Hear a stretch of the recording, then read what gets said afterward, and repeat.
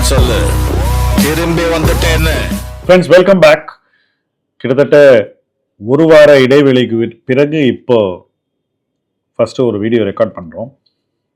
இந்த ஒரு வாரத்தில் நிறைய ட்ராமா. ஃபஸ்ட்டு எங்களுடைய 3 சேனல்ஸ், ஒரு சேனல் முதலீட்டு கிளம்பி தவிர 2 பிஸ்னஸ் சேனல்ஸ் ஹேக் ஆச்சு யூடியூப்பில்.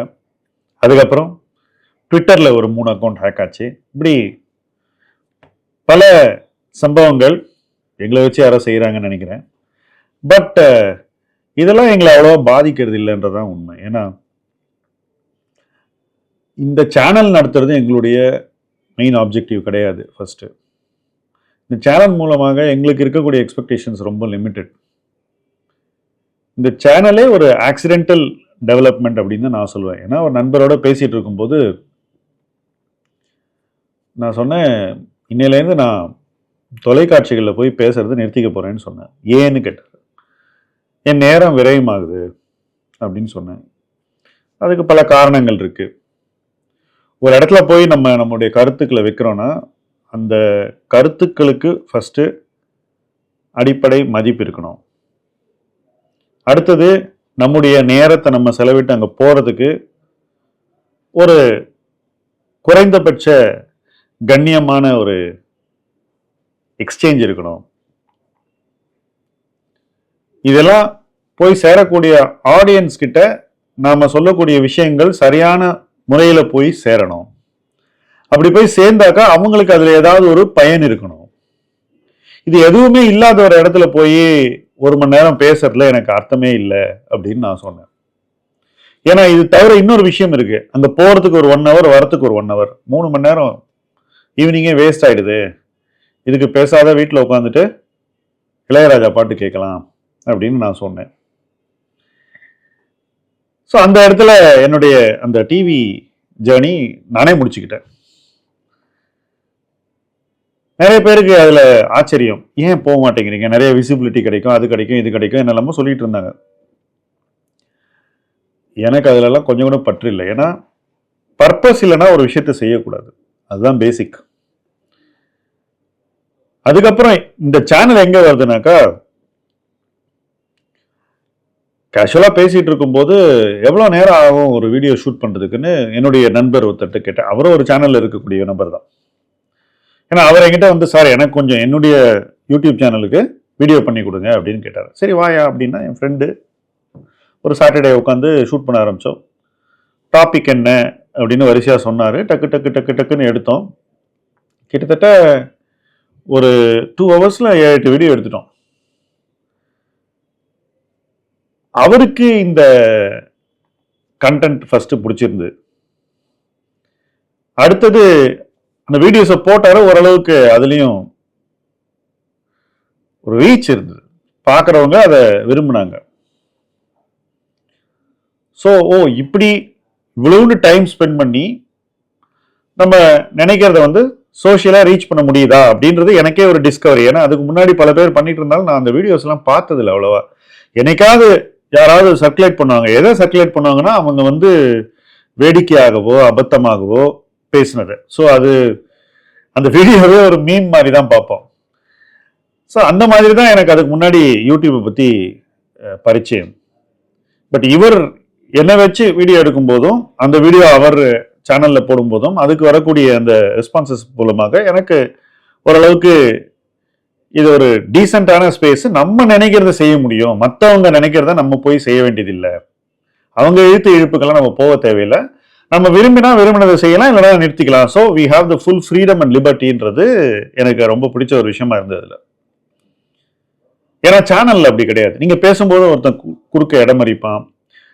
நீங்க பேசுற விஷயம் எங்கேயாவது மக்கள்கிட்ட போய் சேர்ந்துருமோன்னு ஒரு பதட்டம் வந்துச்சுன்னா ஆங்கரே வந்து நடுவில் வந்து விழுவான். ஸோ இந்த நான்சென்ஸ் எல்லாம் வந்து யூடியூப்ல கிடையாது. ஸோ அது எனக்கு பிடிச்சிருந்து. ஸோ அதனால திடீர்னு ஒரு நாள் இன்னொரு நண்பர்கிட்ட பேசும்போது, இது நான் பண்ணேன், இது நல்லா இருந்தது, நான் இப்படி ஒரு ஐடியா பண்ணலாம்னு நினைக்கிறேன். நாங்கள் பேசிக்கிட்டே இருக்கோம். பேசும்போதே இந்த மாதிரி முதலீட்டு களம்னு வைக்கலாம், இந்த மாதிரி டாபிக்ஸ்லாம் பேசலாம், இதெல்லாம் பேசினா நல்லா இருக்கும். அவர் சொன்னார் ஒரே விஷயம், சார் ஸ்டாக் ரெக்கமெண்டேஷன் பண்ணோம், நீங்கள் அது பண்ணாதான் சேனல் எடுக்கும் அப்படின்னாரு. நான் சொன்னேன், எடுக்கலைன்னா என்னன்னு கேட்டேன். அவருக்கு ஒரு மாதிரி என்னடா எடக்கு முடக்கா பேசிட்டு இருக்கா இந்த ஆளுன்னு தோணிச்சு. சார் அது பண்ணாதான் பப்ளிக் பார்ப்பாங்க, இல்லைன்னா யார் பார்ப்பாங்க அப்படின்னாரு. நான் சொன்னேன் பார்க்குறவங்க பார்க்கட்டும் அப்படின்னு. வீடியோஸ் போட ஆரம்பிக்கிறோம். ஃபர்ஸ்ட் பயங்கர எதிர்ப்பு. ஏன்னா அவங்க எல்லாருமே அந்த வீடியோ பார்த்தா அதுல இருந்து ஒரு கம்பெனி பேர் எடுத்துட்டு போய் அடுத்த நாள் காலையில பங்கு வாங்கணும்ன்ற ஒரு எதிர்பார்ப்புல இருக்காங்க. அல்லது நம்ம கொடுக்குற விஷயம் அப்படியே உடனடியே அவங்களுக்கு பணத்தை பண்ணி கொடுக்கணும் அப்படின்ற ஒரு எதிர்பார்ப்பு. எனக்கு இதுல என்ன சிக்கல்னா, நான் மார்க்கெட்டுக்கு வந்த நாள்லயே இந்த எதிர்பார்ப்பு தப்புன்னு எனக்கு முதல்ல சொல்லி கொடுக்கப்பட்டிருக்கு. எப்போ? 90ல. 30 வருஷம் கழிச்சு இன்னும் மக்கள் இதையே நினைச்சுக்கிட்டு இருக்காங்களே, இது தப்பாச்சே, அன்னைக்கே இது தப்பு, இன்னைக்கு இன்னும் பெரிய தப்பாச்சே நான் நினைக்கிறேன். ஏன்னா இந்த அப்ரோச் என்ன ஆகும்னா, ஒரு முதலீட்டாளனை எடுப்பார் கைப்புள்ளி ஆக்கிடும். இன்னைக்கு ஒருத்தர் நல்ல ஐடியா சொல்லுவாரு, நாளைக்கு அவர் மோசமான ஐடியா சொல்றாருன்னா நீங்க நல்ல ஐடியாஸ்ல பணம் பண்ணிட்டு மோசமான ஐடியாஸ்ல அந்த பணத்தெல்லாம் விட்டுருவீங்க.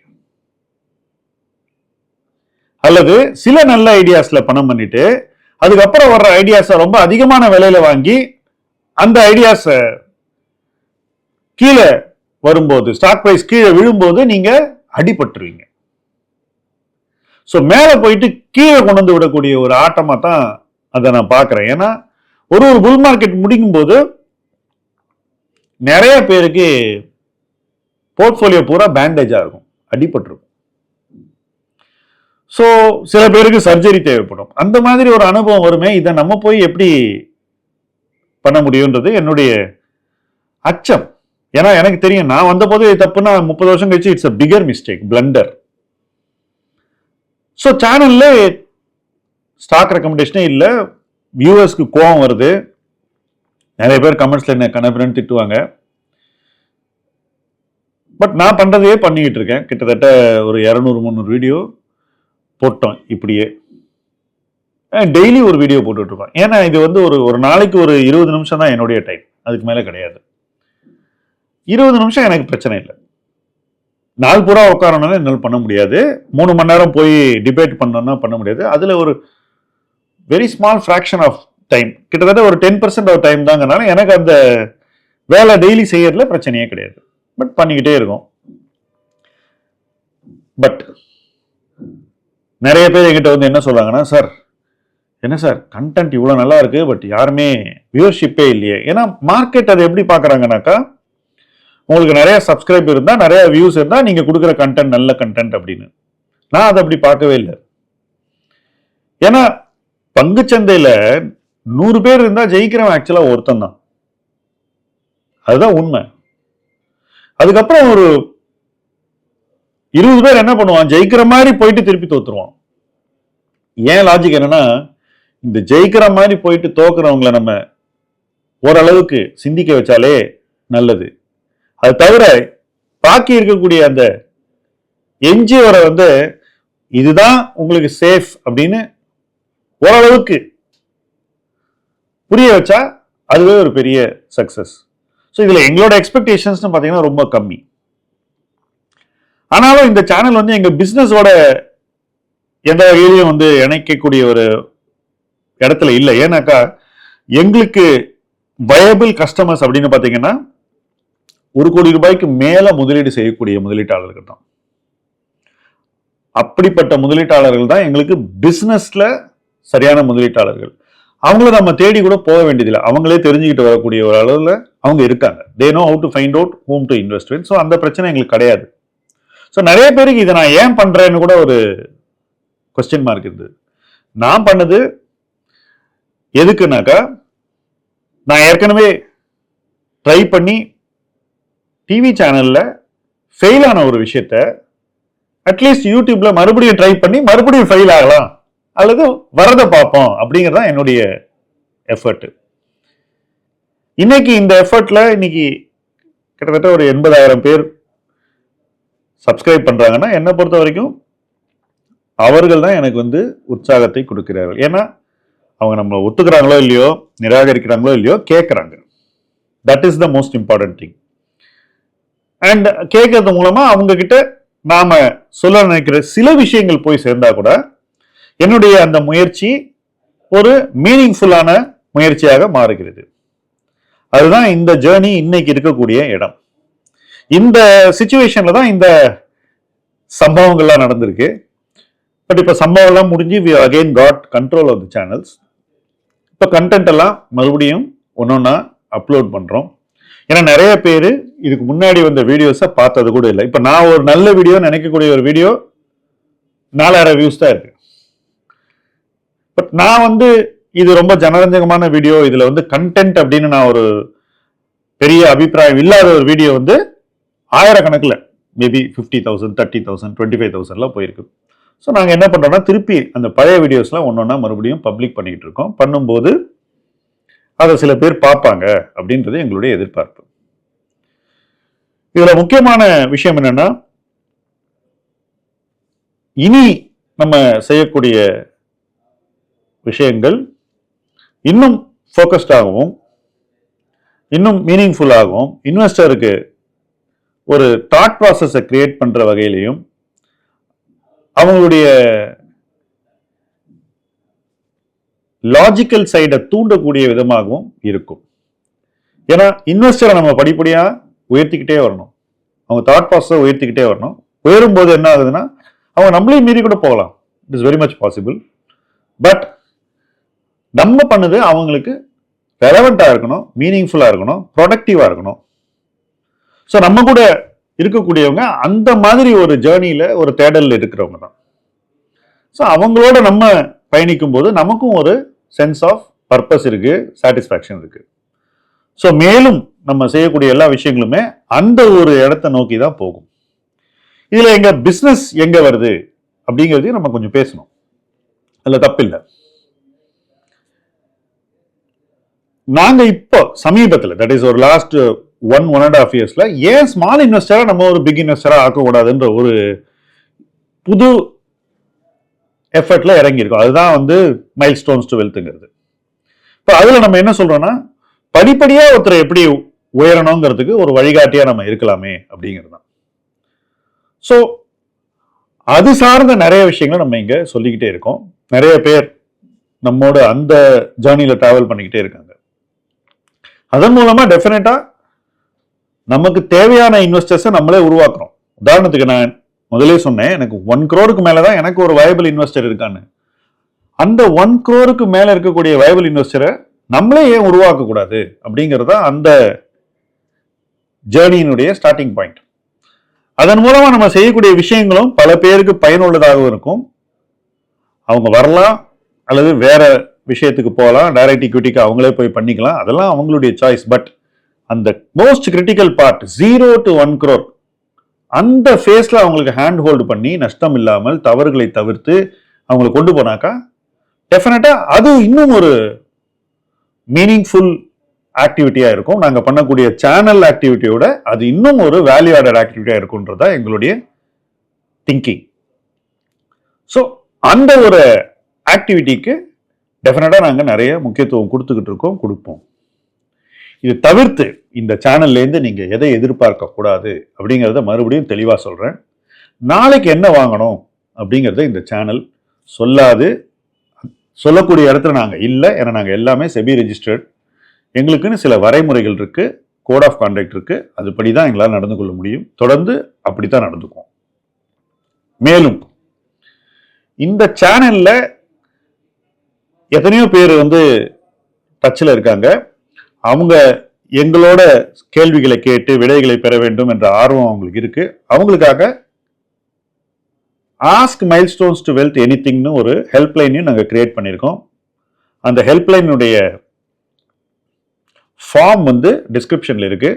நீங்க என்ன கேள்வி வேணாலும் அதுல கேட்கலாம். நாங்க அதுக்கான விடைகளை எங்களுக்கு தெரிஞ்ச வரைக்கும் சொல்லுவோம். ஸோ அது இன்னொரு க்ளோசர் என்கேஜ்மெண்ட், இது ஒரு தேர்ட் இனிஷியேட்டிவா நீங்க பார்க்கலாம். இதற்கு அடுத்தபடியாக பெண்களுக்காக பிரத்யேகமாக நாங்க கோடீஸ்வரி அப்படின்னு ஒரு ப்ரோக்ராமை கிரியேட் பண்ணியிருக்கோம். நீங்க ஒரு யங் ப்ரொஃபஷனலா இருக்கலாம், ஒரு ஹவுஸ் ஒய்ஃபா இருக்கலாம், ஒரு மதரா இருக்கலாம், ஒரு ரிட்டையரியா இருக்கலாம். நீங்க யாரா இருந்தாலும் உங்களுக்கும் தனிப்பட்ட முறையில ஒரு சேவிங்கை கிரியேட் பண்ணி ஒரு ஆஸ்பிரேஷனை நோக்கி உங்களை டிராவல் பண்ண வச்சு ஒரு மைல்ஸ்டோனா உங்களை அச்சீவ் பண்ண வச்சு எப்படி உங்களை 1 crore கொண்டு போறதுங்கிறது இன்னொரு ஜேர்னி. அதுலயும் நிறைய பேர் இப்போ சேர்ந்து பார்ட்டிசிபேட் பண்ணிட்டு இருக்காங்க. அதுல இன்னும் ஃபோக்கஸ் நாங்க நிறைய செலுத்த போறோம். ஏன்னா இன்னைக்கு நிறைய பேர்கிட்ட பணம் இருக்கு. இன்னும் சிம்பிளா சொல்றேன், அரசு மாசம் 1000 ரூபாய் எல்லாருக்கும் கொடுக்குது. அந்த 1000 ரூபாய் எப்படி இன்வெஸ்ட் பண்ணி எப்படி ஒரு நல்ல இடத்துக்கு போகலான்னு கூட நிறைய பேர் யோசிக்கலாம். ஸோ நிறைய பொட்டன்ஷியல் உள்ள ஒரு ப்ரோக்ராமா நான் கோடீஸ்வரியை பார்க்குறேன். ஸோ அது இன்னொரு நெக்ஸ்ட் லெவல் ஆக்டிவிட்டி. இது தவிர்த்து இன்னும் நிறைய விஷயங்கள் நாங்கள் தொடர்ந்து பண்ணிக்கிட்டே இருப்போம். ஃபைனான்ஷியல் அவேர்னஸ் மூலமாகவும், ஃபைனான்ஷியல் லிட்ரஸி மூலமாகவும், பிஹேவியரல் சைக்காலஜி மூலமாகவும் ஒரு முதலீட்டாளன் படிப்படியாக உயர்வான். அந்த உயர்வை நாம் இணைந்து உருவாக்குவோம். அதுதான் இந்த சேனலுடைய ஆரம்ப புள்ளி. அதுதான் இந்த சேனல் இன்றைக்கு இருக்கக்கூடிய இடம். அதுதான் இந்த சேனலுடைய எதிர்காலம். முதலீட்டு களம், உங்கள் களம். இணைந்து பயணிப்போம்.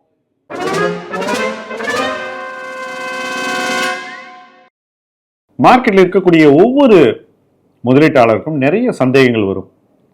பர்சனல் ஃபைனான்ஸை பத்தி, மியூச்சுவல் ஃபண்ட்ஸை பத்தி, டெட் இன்வெஸ்டிங்கை பத்தி, கோல்டை பத்தி, சில்வரை பத்தி, பிஎம்எஸை பத்தி, இண்டெக்ஸை பத்தி, போர்ட்ஃபோலியோ எப்படி உருவாக்குவது அப்படிங்கிறத பத்தி, நாம எப்படி ஒரு பெட்டர் இன்வெஸ்டர் ஆகிறதுன்ற பத்தி, இப்படி பல கேள்விகள் உங்களுக்கு வரும். இந்த கேள்விகளுக்கு ஈஸியா விடை கிடைப்பது இல்லை என்று பலர் நம்மிடம் சொல்கிறார்கள். உங்களுக்காகவே ஆஸ்க் M2W எனிதிங் அப்படின்னு ஒரு ஹெல்ப்லைன் ஆரம்பிச்சிருக்கோம். இந்த ஃபார்மை நீங்க ஃபில் பண்ணீங்கன்னா ஆட்டோமேட்டிக்கா உங்க கேள்விகளை நீங்க அந்த ஹெல்ப்லைன் மூலமா எங்க கிட்ட நேரடியாக கேட்கலாம். நாங்கள் உங்களுக்கு பதில்களை கொடுப்போம். இந்த ஹெல்ப்லைன் ஆரம்பிச்சு கிட்டத்தட்ட 2 வாரம் ஆகுது. சில நண்பர்கள் இதை யூஸ் பண்றாங்க. இன்னும் நிறைய பேர் இதை யூஸ் பண்ணிக்கலாம். மார்க்கெட் இறங்க இறங்க உங்களுடைய கான்ஃபிடன்ஸை நீங்க மெயின்டைன் பண்ணணும், வளர்க்க வேண்டும், முதலீடில் ஜெயிக்க வேண்டும். அதற்காக தான் இந்த ஹெல்ப்லைன். வாங்க ஹெல்ப்லைன் மூலமாக பேசலாம்.